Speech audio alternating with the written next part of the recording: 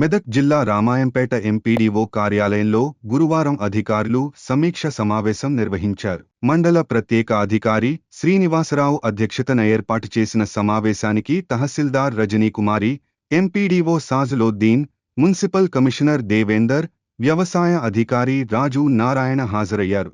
మండల పరిధిలోని వివిధ గ్రామాలకు చెందిన పంచాయతీ కార్యదర్శులు, మున్సిపల్ సిబ్బందికి ప్రభుత్వ పథకాల అమలు తీరుపై క్షేత్రస్థాయిలో నిర్వహించే సర్వే విధివిధానాలను వివరించారు. తెలంగాణ రాష్ట్ర ప్రభుత్వం ఈ నెల 26న ప్రకటించనున్న రైతు భరోసా, ఇందిరమ్మ ఇల్లు, రేషన్ కార్డుల అమలు విధివిధానాలపై అవగాహన కల్పించారు. 5 రోజుల పాటు ఈ సర్వే చేపట్టనున్నట్టు అధికారులు తెలిపారు.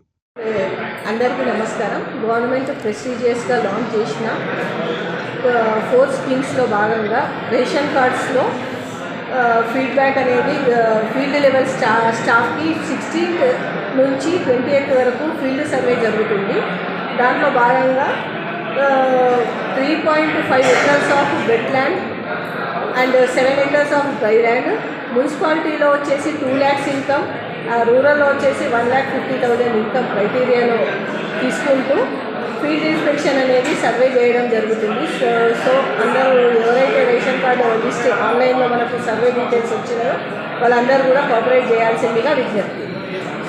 ప్రతిష్టాత్మకంగా చేపట్టినటువంటి రైతు భరోసా కార్యక్రమంలో భాగంగా క్షేత్రస్థాయి పరిశీలన జరపాల్సిందిగా గౌరవ కలెక్టర్ గారు ఆదేశించిన మేరకు ఈరోజు సన్నాహక సమావేశం నిర్వహించడం జరిగింది. దీనికి వ్యవసాయ మరియు రెవెన్యూ, మున్సిపాలిటీ, పంచాయతీరాజ్ డిపార్ట్మెంట్ల ద్వారా క్షేత్రస్థాయి సిబ్బందికి అవగాహన చేసి ఈ 4 రోజుల పాటు చేయాల్సిన కార్యాచరణ గురించి చర్చించడం జరిగింది.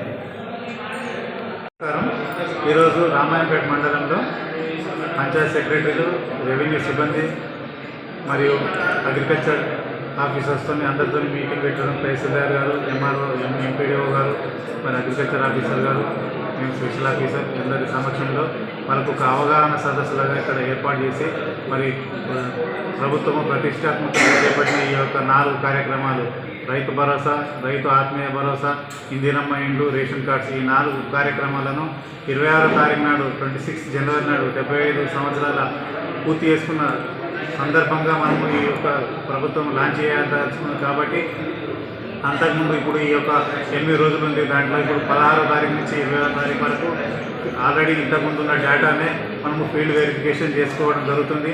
దాని తర్వాత 21 నుంచి 24వ తారీఖు వరకు వాళ్ళు గ్రామ సభలలో పెట్టి తీర్మానం చేసుకొని ఆ లిస్ట్ ఫైనలైజ్ చేసిన తర్వాత దానికి అనుగుణంగానే మనము 26వ తారీఖు నుంచి మనము ప్రభుత్వం లాంచ్ చేసి అందరికీ బెనిఫిషరీస్కు ఈ యొక్క కార్యక్రమాలు చేకూరేలా ప్రభుత్వం చేయడానికి నిర్ణయించింది. కాబట్టి అందరినీ మనస్ఫూర్తిగా ఇక్కడ మానవతా దృక్పథంతో ఇక్కడ చేసి అందరికీ పూరెస్ట్ ప్రజలకు కూడా మనకు ప్రభుత్వం ద్వారా ఈ యొక్క చేయూత అందించడానికి అందరూ సహకరించాలని మేము వీళ్ళందరినీ విజ్ఞప్తి చేశాము. దాని ప్రకారము మేము సక్సెస్ఫుల్గా ఈ కార్యక్రమాన్ని చేస్తామని మీకు మరొకసారి తెలియజేస్తున్నాం. Thank you.